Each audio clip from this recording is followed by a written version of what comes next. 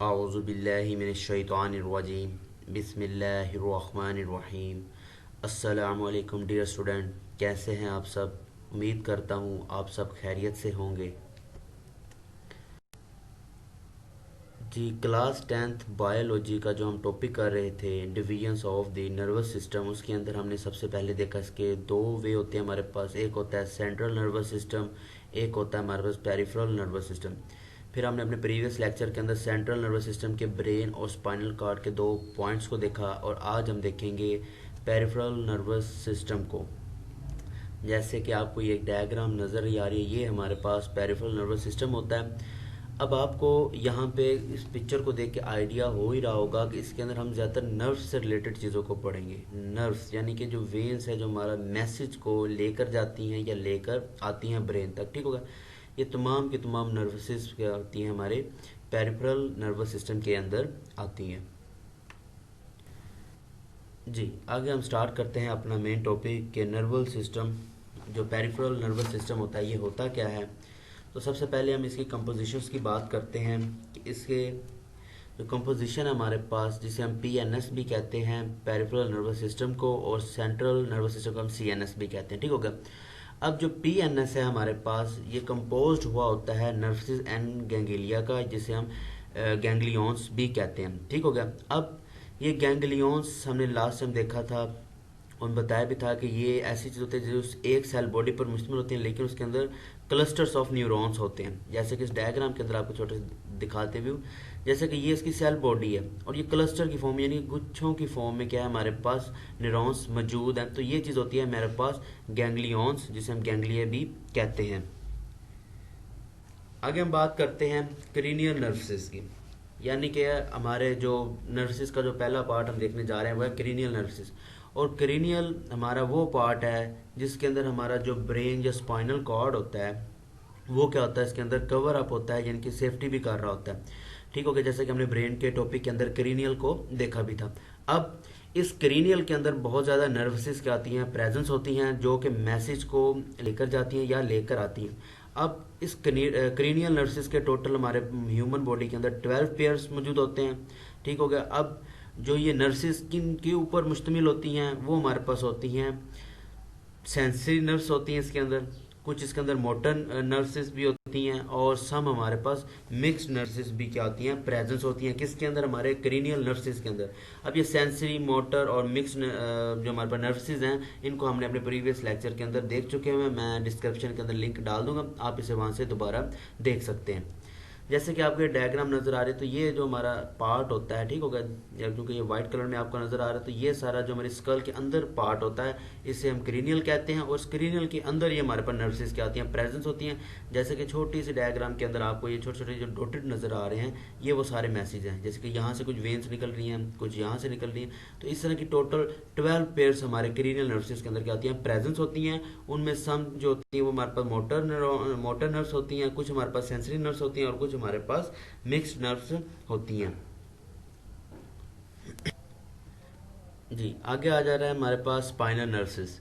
अब नेम से इंडिकेट हो रहा है कि ये स्पाइनल से मीन हमारे स्पाइनल कोर्ड से रिलेटेड होगा। बिल्कुल, ये हमारे स्पाइनल कोर्ड से ही रिलेटेड है, यानी कि वो तमाम के तमाम नर्व्स जो हमारे स्पाइनल कोर्ड से रिलेट करती हैं, उन्हें हम क्या कहते हैं, स्पाइनल नर्व्स कहते हैं।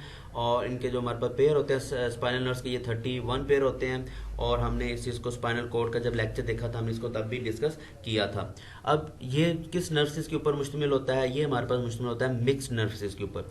और मिक्स्ड नर्वसेस क्या होती हैं, ये हम प्रीवियस लेक्चर के अंदर देख चुके हुए हैं। मिक्स्ड नर्वसेस वो नर्वसेस होती हैं हमारे पास जो कि जिसके अंदर मोटर नर्वसेस भी प्रेजेंस होती हैं, और जिसके अंदर सेंसरी नर्व्स भी क्या आती हैं, प्रेजेंस होती हैं। यानी ऐसा कोई भी पार्ट जिसके अंदर ये दोनों नर्वसेस मौजूद होती हैं, उसे हम मिक्स्ड नर्वसेस कहते थे, ठीक हो गया।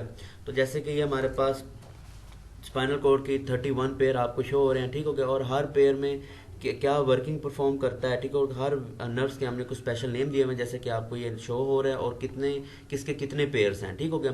क्योंकि ये आपके कोर्स का पार्ट नहीं है, तो ये सिर्फ जस्ट एज ए इन्फॉर्मेशन के लिए आपके पास डायग्राम, आप इसे देख सकते हैं। आगे हम बात करते हैं पाथवे की, यानी कि अब जो नर्वस सिस्टम है, इसके जो हमारे पास भी दो हमने पार्ट पढ़े, एक क्रीनियल को हमने नर्वस सिस्टम दिया, एक हमने स्पाइनल नर्वस। इन दोनों के हमारे पास 2 पाथवे हैं। एक पाथवे को हम कहते हैं सेंसरी पाथवे, एक को हम कहते हैं मोटर पाथवे। बारी बारी देखते हैं दोनों को कि ये दोनों क्या चीज़ें होती हैं। जी, अब पहला हमारे पास है सेंसरी पाथवे। सेंसरी पाथवे हमारे पास ऐसा पाथवे है जो रिसेप्टर से सीएनएस की तरफ क्या करता है, हमारी इम्पल्सिस को लेकर जाता है, यानी सीएनएस से यानी कि सेंट्रल नर्वस सिस्टम की तरफ लेकर जाता है। ठीक हो गया। अब रिसेप्टर्स क्या होते हैं ये हम देख चुके हुए हैं कि यानी कि ये वो स्पेसिफिक ऑर्गन्स होते हैं या वो टिश्यूज होते हैं हमारे बॉडी के, जो कि स्टिमुलाई का जो क्या करते हैं इंडिकेट करते हैं या उसका पता लगाते हैं। ठीक हो गया, वो हमारे पास रिसेप्टर्स होता है। अब वो वहाँ से मैसेज अपना सेंट्रल नर्वस सिस्टम की तरफ लेके जाता है। आगे आता है हमारे पास मोटर पाथवे। मोटर पाथवे क्या करता है, जो भी हमारे पास कंडक्टिव इम्पल्सिस होती हैं फ्रॉम सीएनएस टू इफेक्टर, यानी कि सीएनएस यानी कि सेंट्रल नर्वस सिस्टम से ये फर्दर आगे इम्पल्सिस को इफेक्टर की तरफ लेके जाती हैं। सीएनएस हमारा वो पॉइंट है जिधर कोऑर्डिनेट हो रहा होता है, कोऑर्डिनेशन हो रही होती है। ठीक हो गया, इसके अंदर हमारे पास ब्रेन भी आता है, स्पाइनल कॉर्ड भी आता है। ठीक हो गया। अगर ये कोऑर्डिनेटर हमारे पास केमिकल कोऑर्डिनेशन है तो फिर वहाँ पे एंडोक्राइन आएगा। चूंकि अभी हम फिलहाल नर्व्स इम्पल्सिस को डिस्कस कर रहे हैं तो नर्व्स कोऑर्डिनेशंस को, तो इसके अंदर हमारे पास ब्रेन और स्पाइनल कॉर्ड आएंगे। ठीक हो गया। अफेक्टर हमारे पास यानी कि जो भी उसे कोऑर्डिनेटर से मैसेज मिलता है उसको रिसीव करता है, रिसीव करने के बाद एक स्पेसिफिक उसके ऊपर एक रिस्पॉन्स तैयार करता है। ठीक हो गया, उसे हम अफेक्टर्स कहते हैं। तो ये हम सारा प्रीवियस लेक्चर्स के अंदर इनकी डिटेल के साथ इनको देख चुके हुए हैं। आगे हम बात करते हैं कि जो मोटर पाथवे है इसकी फर्दर हमारे पास आगे दो टाइप्स आ जाती हैं। एक टाइप है हमारे पास सोमैटिक नर्वस सिस्टम और एक है ऑटोनोमिक नर्वस सिस्टम। बारी बारी देखते हैं कि सोमैटिक कौन सी है और ऑटोनोमिक कौन सी है हमारे पास। जी, अब हम बात कर लेते हैं सोमैटिक नर्वस सिस्टम की, जो कि हमारे पास जो मोटर पाथवे था उसकी ही आगे टाइप है। इसकी अगर हम बात करें इसकी कंपोजिशंस की तो इसके अंदर मोटर न्यूरॉन्स भी प्रेजेंस होती हैं। ठीक हो गया। और ये जितनी भी इम्पल्सिस होती हैं, जितने भी यानी कि वो मैसेज के जो उनका वे बना हुआ उनका, वो सारा सीएनएस टू स्केलेटल मसल्स से रिलेट करती हैं। यानी कि सोमेटिक नर्वस सिस्टम की अगर हम बात करें तो इसके अंदर मोटर न्यूरॉन्स प्रेजेंस होती हैं और इनकी जिम्मेदारी क्या आती है कि सीएनएस से अपना जो भी मैसेज है, जो भी इम्पल्सिस उसको आनी है, वो स्केलेटल मसल्स की तरफ लेके जाना इसकी जिम्मेदारी होती है। ठीक हो गया। आगे हम बात कर लेते हैं, जैसे कि ये एक डायग्राम है, इसको अभी मैं एक्सप्लेन करता हूँ। इससे पहले हम जरा इसके फंक्शन की बात कर लें। इसके फंक्शन की बात करते हैं, ये रिस्पॉन्सिबल होता है कॉन्शियस और वॉलंटरी एक्शंस की। यानी कि ये ऐसे एक्शंस होते हैं जो हमारे इरादतन होते हैं। ठीक है, जो हमारे इरादे की वजह से आते हैं या हमारी कॉन्शियस की वजह से आते हैं। ठीक हो गया। जैसे कि ह्यूमन बॉडी है, जैसे कि ये एक कैंडल लगी हुई है, उसको हैंड लगाना ना लगाना उसके अपनी प्रॉपर्टीज है। अगर उसकी मर्जी है लगा ले, नहीं लगाना तो ना लगाए। अगर वो लगाता है तो फिर जारी बात है बॉडी के अंदर स्टिमुलाई हुई यानी कि चेंजिंग आई है, तो उसके मुताबिक फिर बॉडी अपना रिस्पॉन्स करेगी कि फौरन अपना हाथ को पीछे कर लेगा, जो अपना हैंड उसको फौरन पीछे की तरफ हटा लेगा।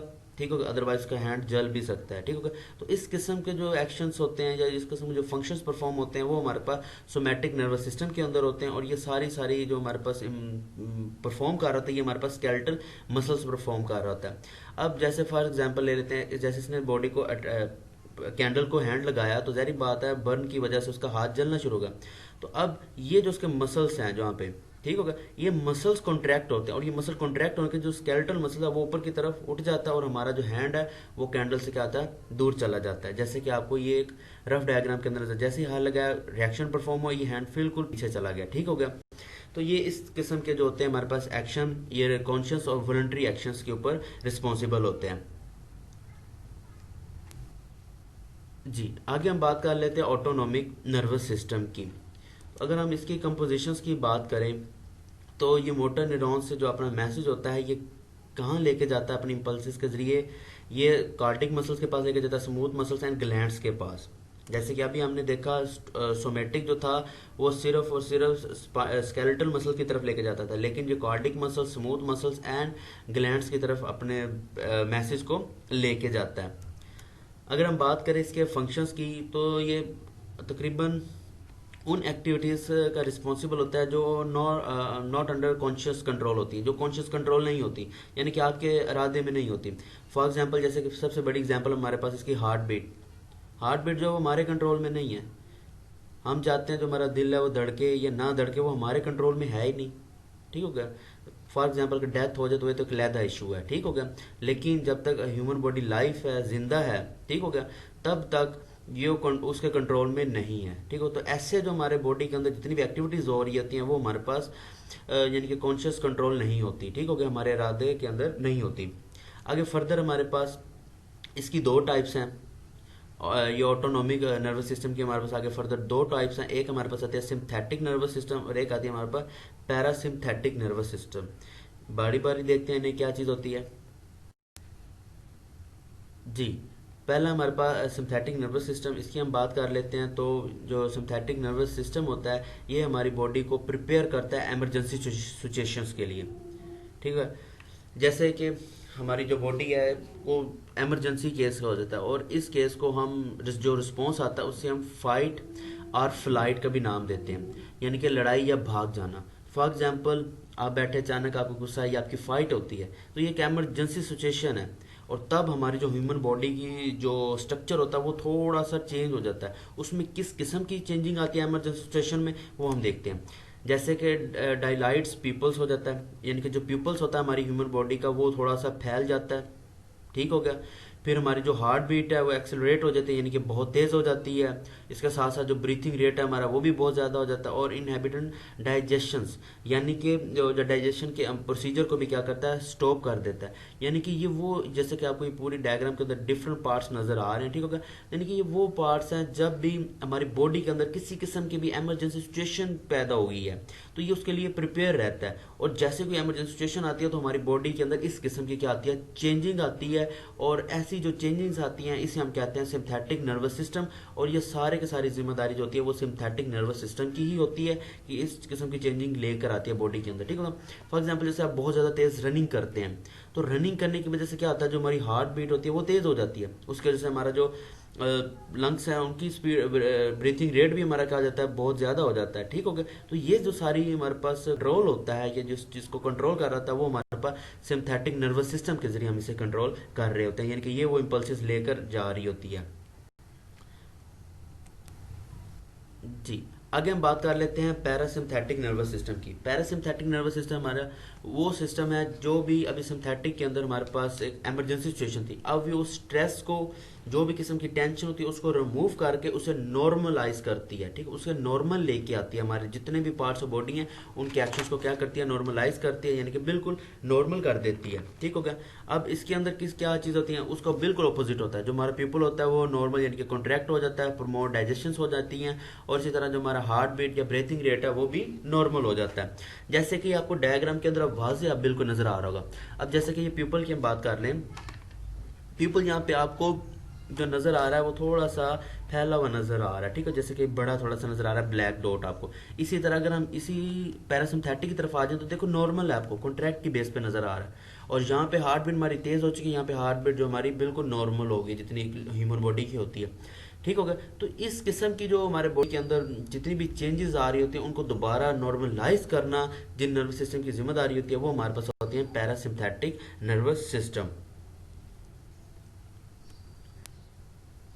जी, आगे हम बात कर लेते हैं कि आज के लेक्चर में हमने क्या क्या सीखा। उसके लिए एक छोटी सी हमारे पास एक डायग्राम है। सबसे पहले हमारे पास सेंट्रल नर्वस सिस्टम, जिसके अंदर ब्रेन और स्पाइनल कॉर्ड था। फिर आज हमने देखा peripheral nervous system. Peripheral nervous system के अंदर हमने फर्स्ट ऑफ ऑल दो नर्वसेस डिस्कस की, पहले क्रीनियल नर्वसेस एंड स्पाइनल नर्वसेस। फिर हमने देखा कि इन दोनों के आगे फर्दर दो दो टाइप्स हैं, दो दो पाथवे हैं, एक सेंसरी पाथवे और एक मोटर पाथवे, ठीक होगा। फिर हमने देखा कि जो हमारे पास सेंसरी था वो हमारे पास सेंसरी जो हमारे पास थी वो रिसेप्टर से सेंट्रल नर्वस सिस्टम की तरफ इम्पल्सिस को लेके जाती थी। और इसी तरह हमारे पास जो मोटर जो हमारे पास पाथवे था ये हमारे पास सेंट्रल नर्वस सिस्टम से इफेक्टर की तरफ इम्पल्सिस को लेके जाती थी। और इसके आगे हमारे पास फर्दर दो टाइप्स थी, एक सोमैटिक थी और एक ऑटोनोमिक थी। जो सोमैटिक थी हमारे पास ये स्केलेटल मसल से रिलेट करती थी, और जो ऑटोनोमिक थी हमारे पास, ये हमारे पास स्मूथ मसल, कार्डिक मसल या जितने भी ग्लैंड से वहां तक क्या करती थी, अपना मैसेज वगैरह को लेके जाती थी। फर्दर ऑटोनोमिक के हमारे पास आगे दो टाइप्स थी, एक हमारे पास थी सिंथेटिक नर्वस सिस्टम, एक थी parasympathetic nervous. Synthetic nervous system हमारे पास इमरजेंसी सिचुएशन में यानी कि वर्किंग करता है, और पैरासिम्पथेटिक उस जो इमरजेंसी सिचुएशन के दरमियान जो बॉडी के अंदर चेंजेस आई होती है उसको दोबारा नॉर्मलाइज करता है, ठीक है। तो ये था आज का हमारा लेक्चर पेरिफेरल नर्वस सिस्टम, और उम्मीद करता हूँ आपको आज का लेक्चर अंडरस्टैंड हो गया होगा। अगर फिर भी आपको कोई चीज़ अंडरस्टैंड नहीं हुई या आपको कोई क्वेश्चन है तो आप कमेंट करें, इंशाल्लाह बहुत जल्द उसका आपको आंसर मिल जाएगा। बहुत शुक्रिया।